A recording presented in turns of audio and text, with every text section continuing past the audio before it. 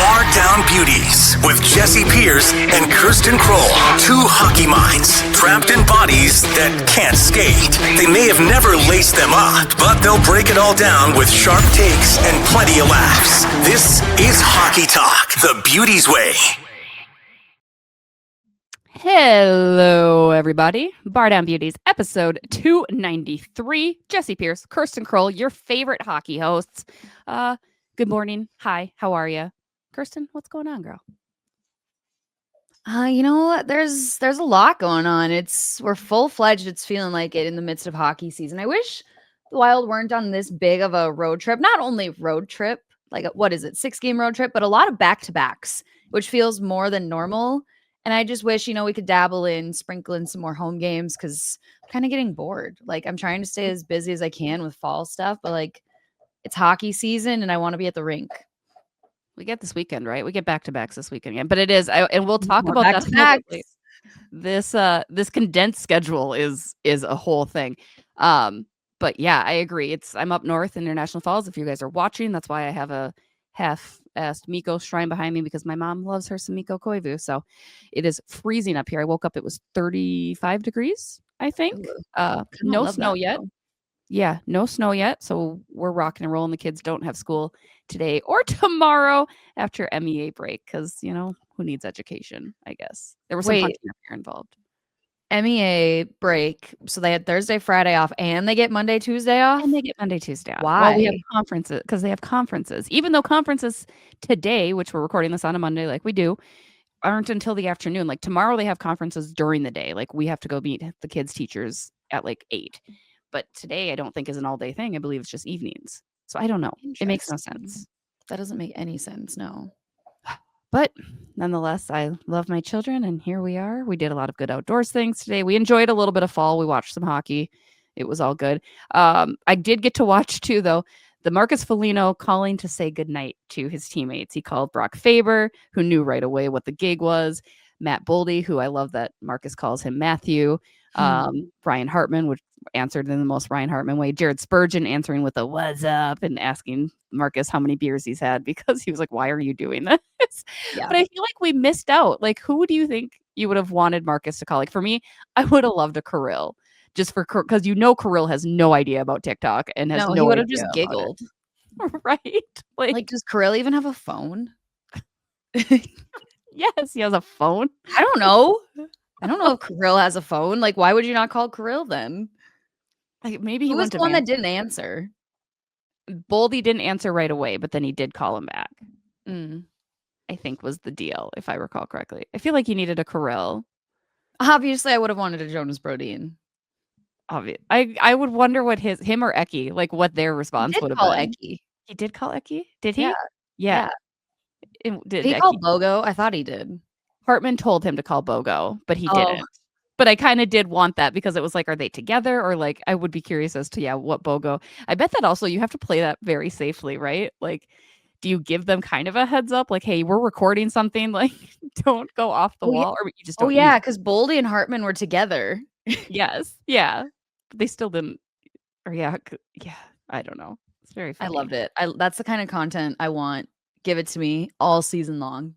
No, shout out to our girl Grace who's running socials because I think they're doing a tremendous job. Like, did you see last week too how somebody was like, "Can you take this seriously, please?" And their admin response was like, "Do you want us to?" It was when they were losing pretty badly to the Caps, I think, or one of the games that they've been losing very badly to. And they were like, "Do you want us to lace them up and get on the ice? Like, what do you want us to do? Like, it's a hockey game." Hey, there's props to social media. When your team's down and down bad, there's only so much you can do. People are crashing out. Speaking of, let's talk about the Minnesota Wild. Again, they're on the road for a 5-game road trip. They are at the Madison Square Garden against the Rangers tonight. Luckily, the Rangers can't score at home, so maybe it will bode well for your Minnesota Wild, who are 2-3-1, losses in 4 of 5. 26th in goals against per game at 3.67, 24th in the league in goals for at 2.67, 22nd in faceoffs with just a 47.7%. And last in the NHL, Kirsten, with 5-on-5 goals with only 6. And according to Natural Stat Trick, Minnesota is last in scoring chance percentage at 5-on-5 with a 35.71%, 28th in expected goals percentage of 43. So the big question, Kirsten, are the Wild bad? Or like, is it just early in the season? Are there things that you're panicking about? Or is there reason to panic? Or again, do we just have to take a breath and say we're only 6 games in? My panic level will increase this weekend with the back-to-back at home. That is when, if we're not winning games by then my panic level is gonna be like, then it's gonna start going up. Like, right now, I guess I'm not, like, super concerned because it is so early, but I'm frustrated. I'm like, "What Right. are we doing here?" Like, yeah, we can't score 5 on 5, but hey, at least we can score on the power play. At least we have that really working for us right now. No, and this is gonna get in I'm trying to, like, tiptoe into what I was gonna say because I think we're gonna talk about it in a little bit. My concern right now is just kind of more, I don't know what we're doing. That's exactly what I feel like too. Like, it's not necessarily there's not an identity formed, but I don't get it. I don't understand. There's zero consistency from game to game. There's zero consistency between periods.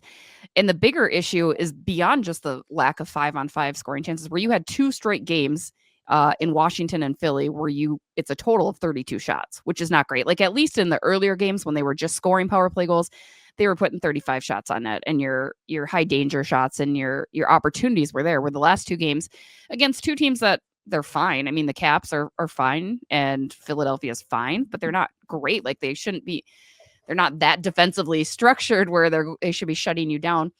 But it's the lack of scoring depth. Like, for me, Kirsten, I don't know that they should be missing Matt Zuccarello this bad. Like, we know that he is a contributor, right? We know the chemistry he has, but I am worried how badly they're missing Matt Zuccarello because, again, I think that speaks to just the general lack of talent on the roster. I think it does a little bit as well. Obviously, we knew coming into this, the team is better with Matt Zuccarello than they are without. I don't know. I think I just need more of, like, a sample size to realize how bad. Like, are we really missing him that bad, or are we just still figuring it out? I need to see a few Yeah. more games before I make, like, a vindictive statement on it. That's fair. I mean, you see Vladimir Tarasenko finally gets his first goal in a Wild uniform. He has a couple assists prior to that. Is for Tarasenko in particular, again, who I didn't mind the addition, because if you can squeeze, like I said, 20 goals out of him, that would be great.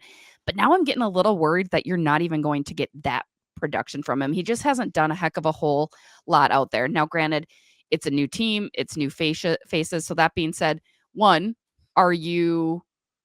do you think Tarasenko's contribution is going to be higher or lower than what we expected, or what maybe the Minnesota Wild needed?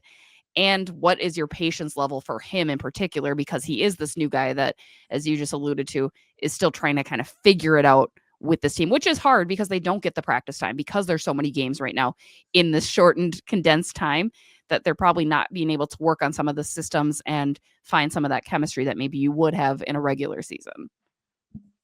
I'm patient up until Thanksgiving with him in particular, just because he has that veteran presence. We've seen how good his game can be. So I feel, obviously, yeah, get adjusted to the team, to the systems. He needs that a little bit more, but I'll be patient till around Thanksgiving. But also too, I do think, I'm trying to remember what entirely your first question to this was. So I think I believe we both kind of agreed, like, we were hoping for a 15-20 goal season, which isn't a lot. That's really not, you know what I mean? But for an elite sniper that he was, which we haven't seen in a while, do you think that he is going to kind of meet those expectations that we already had? Or do you think that's even that was overselling it?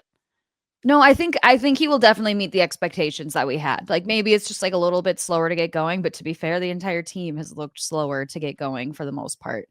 So, yeah, I'm not worried. I do think he has been very impactful in a lot of different areas for the Minnesota Wild, but then there are some areas where it's like, okay, we want to see more. So, yeah, I'm patient through Thanksgiving just to see, and fingers crossed we see more. You get your one line going, right? You have Kirill Kaprizov and Matt Boldy. And now this is going to be maybe a hot button issue, because I'm not necessarily suggesting that they're not doing enough, but are they doing enough? They had that hot streak, but also they're kind of and granted they're getting the extra coverage. Teams are aware of them. They know you shut those two down. It's going to eliminate any offense for the Minnesota Wild, obviously. But are they doing enough to help mount those comebacks or to bear down and hold leads? Or, in particular, should we have even high, speaking of expectations, it's maybe the theme of this episode, apparently.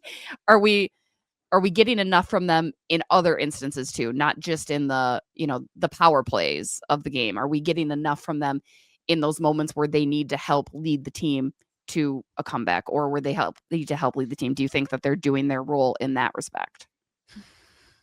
It is very hard because I'm trying to be fair, but my mind immediately goes to when you look at, because I'm just going to call those two a tandem, right? You got your 1A, your 1B. That's what I'm going to just say about those two. When I think of solid 1A, 1Bs who are able to really help rally their team back, maybe it isn't a fair comparison, but it's in the conversation. Maybe I think of Connor McDavid and Leon Draisaitl. Like those two really can get their team back in it, or they can hold them down. And just the way I have seen this team the last couple of games blow leads, kind of, especially too, and this is also recency bias, the last home game when we were in the shootout against the LA Kings, Kirill goes first. I remember seeing that and looking at who I was standing next to, and we were like, what was he doing with that shot? Just like things like that, like little minor things where it's like, I expect more from you in these situations. Not saying that they're not doing enough, because I don't think that's fair, but there are moments where I shake my head. Yeah, like I think you need them to be productive in all assets. Like if they're your two top guys, because Connor McDavid still finds a way, right? Leon Draisaitl still finds a way, as you had just pointed out. Like you need them to be those guys. They want to be those guys. Kirill's certainly getting paid like those guys. Like He's getting paid more than those guys. Exactly, right? Like you need them to take that next step. And Matt Boldy in particular, because as I still remain adamant that this is a 50-goal season for Bolds, and I am looking forward to him being that true secondary scorer, that Draisaitl to the McDavid, right? I really see that being fruition, but then he needs to take that next step too. He needs to be able to really help push the team and lead the team in that direction. And yes, it's not going to be easy because you are going to be shut down. You are going to be narrowed in, but good player, elite players, superstar players find a way. They still find that way. And I think that's going to be a testament. And Kirill, for the most part, generally has, right? Like Kirill is used to shaking off two defensemen and used to finding the back of the net or passing his way out of it. But I think I need to see a little bit more of that from Boldy as well this season.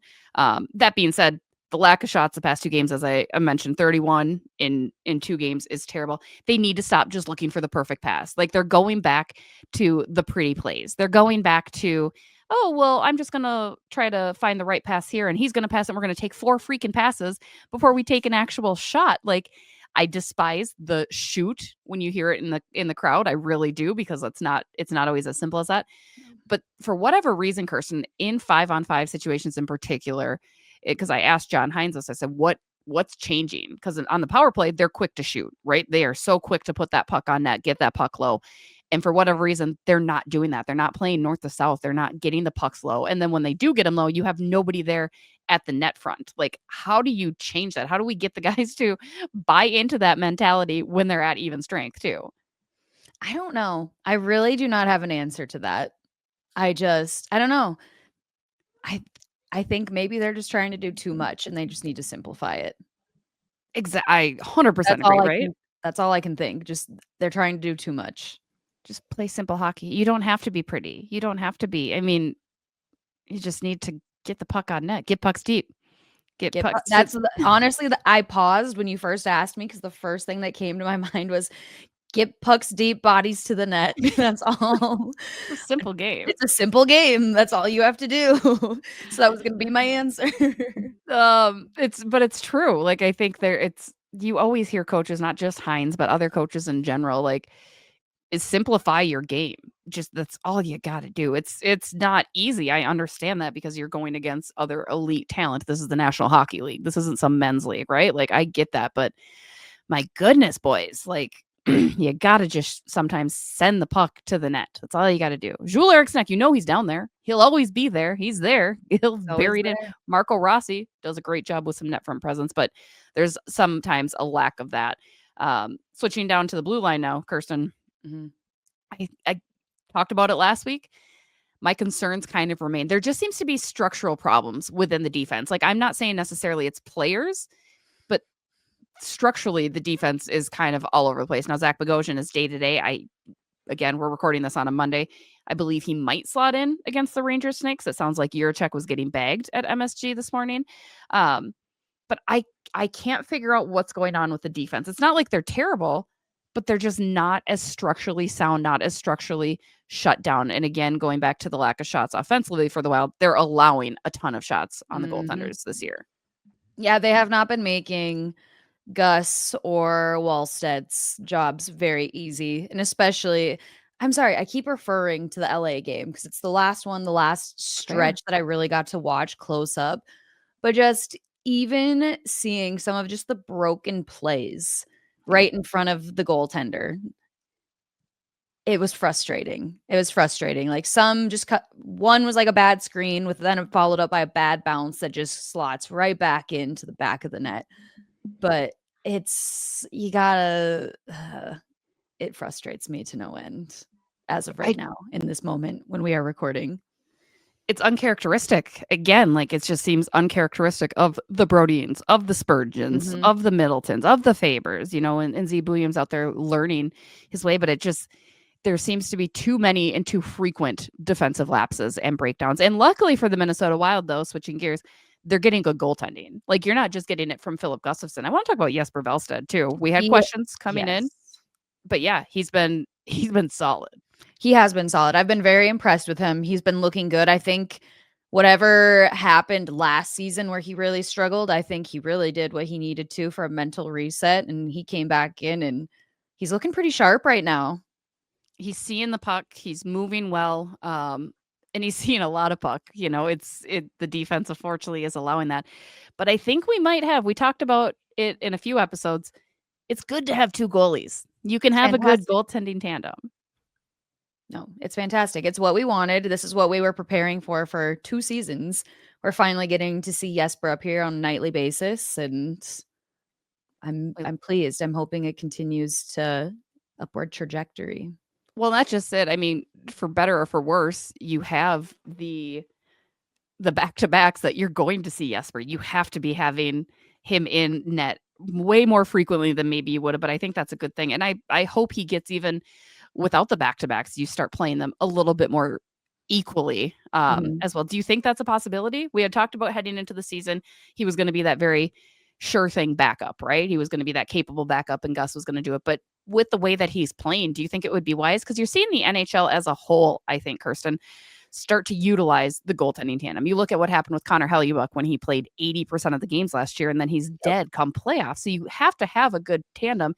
Do you think with Jesper showing he's got the grit, the guts, and the ability to do it, do you think that maybe the Wild have that approach a little bit more than maybe they were planning to? Maybe a little bit more. And I think it would be good for them to do so because, you talk about resting your starting goaltender. Yeah, the Connor Hellebuyck situation was very hard to watch last year. But Gus obviously will still play the upper hand. But yeah, why not? Why not? If you have, it will only help better develop, put the team in a better situation as a whole. You're not running anyone down. Yeah, I think it's great. I think it's great. Speaking of goaltender, shout out to our friends at SodaStick because Gus Bus is in the house. Swing through Hockey Lodge to get the first official SodaStick collaboration of the season. Plus, don't forget to grab your Minnesota Wild ticket pack for the October 30th matchup against the Pittsburgh Penguins for the exclusive Movember tee. Also, toss down Bardown Beauties at checkout for 15% off discount on all sodastick.com purchases. Shout out to our group over at SodaStick.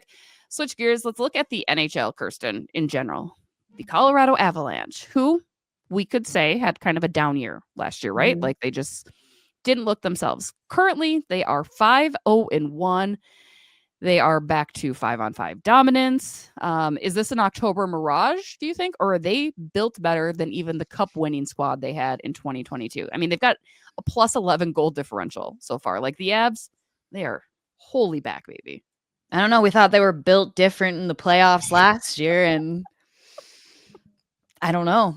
I don't know. This is also where part of me comes in to say we could panic 6 games into the season, or we can be over dramatic and excited 6 games into the season. So all I'm going to say is we are 6 games into the season. I'll believe it when I see it. So same thing for the Jets, who have won 4 straight with a +9 goal differential. I don't believe in the Jets. I don't believe in the Jets. I mean, So the that's Wild, not even a point of contention for me right now. but the Wild are dead last in the Central. Does that concern you at all? I mean, it will concern me if we get towards the end of the week come Sunday and we've dropped every game or forced overtime or an overtime loss. That then will concern me because then it will put us in a situation where it's going to be really hard to dig ourselves back out of when you have teams like Colorado playing like they are right now. Do you think because, and I don't want to keep harping on, but I do think it's important to continue to point out because of the condensed schedule, though, and because you're seeing so many games that you do have to take that smaller sample size more seriously than you maybe would in years past. You know what I mean? think, Like, yeah. Yeah, I right? think so.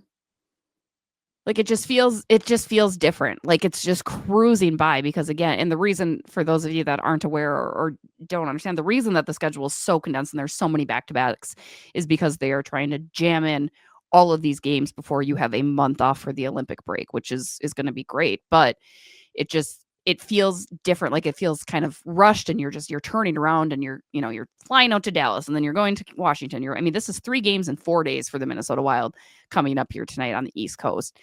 And I feel like, yes, it's only 6 games, but because you're seeing so much and in such little time that I'm kind of like, well, but they're showing you who they are a little bit too. They are. But hopefully this just means we play better at home than we do on the road. Yeah, let's hope, I guess. That's the only thing we have in our toolkit right now. Only having played 2 games at home so far this season, coming back from this road trip, maybe it'll be the reset we need. I mean, or is it a repeat of last year where home ice is not an advantage again? But the road was the advantage at this time last year. They're just down at all arenas. Like there's no home, there's no road. Similar to me. No home, no road, just down. Oh, did you hear about, again, for whatever reason, I have a soft spot in my heart for the San Jose Sharks and just them. Did you see their coach who said, I would trade my effing kid for a win or I would trade a kid for an effing win right now? I did not see that, but San something Jose is going through it in multiple facets right now. Oh, I saw the screen. Yeah, that wasn't good. That was real bad. I will admit it took me a minute to even understand it. Like I was like, what is, I like, because for the message for those of you that didn't see it that showed up, because you know how teams have the text in your messages, and it showed up during San Jose's Pride Night, ironically, as well, where it said the Sharks love ice. Well, I assumed it was hockey ice because I'm naive and dumb and we're at a hockey game and it didn't click for what the intent was and what the uproar was as well. But yeah, San Jose, man, I tell you. They're going through it right now. Yeah, Probably not going to do the text in thing anymore. Probably, I think most teams are now going to have to be on highlight because I'm sure because that goes through hockey ops, right? Like you're on that side of it. Like that goes through you guys usually. Or not to you particular, but like your hockey ops running. I'm gonna plead the 5th because I don't. Yeah, but I'm saying like I imagine fully know if I were that person, they probably thought the same as I did at first. Like, okay, ice, yeah, like they love hockey. Maybe I'm just dumb, but that's for sure what I thought at first. Like, so I feel like maybe that was the mistake made. Like, yeah, hockey, and I don't know. Naive. Yeah. All I can say is I don't know who's down worse, me or San Jose right now. Oh man. Well, let's get you back up. Let's do a little buy or sell. Let's do a little buy or sell. I live for buy or sell. Do you buy or sell the idea that Kirill Kaprizov and Matt Boldy need to be separated from one line? I'm gonna buy it. Separate them. You need to spread it out. Share the wealth, man. Share the wealth. Get more lines flowing. Who do you put with Kaprizov on the other wing?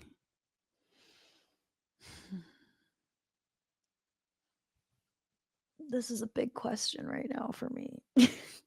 Because I I'm tried trying to. Tarasenko. Do we try a I Tarasenko and see? I would do. I feel like they've had some good chemistry this season, so yes, I would.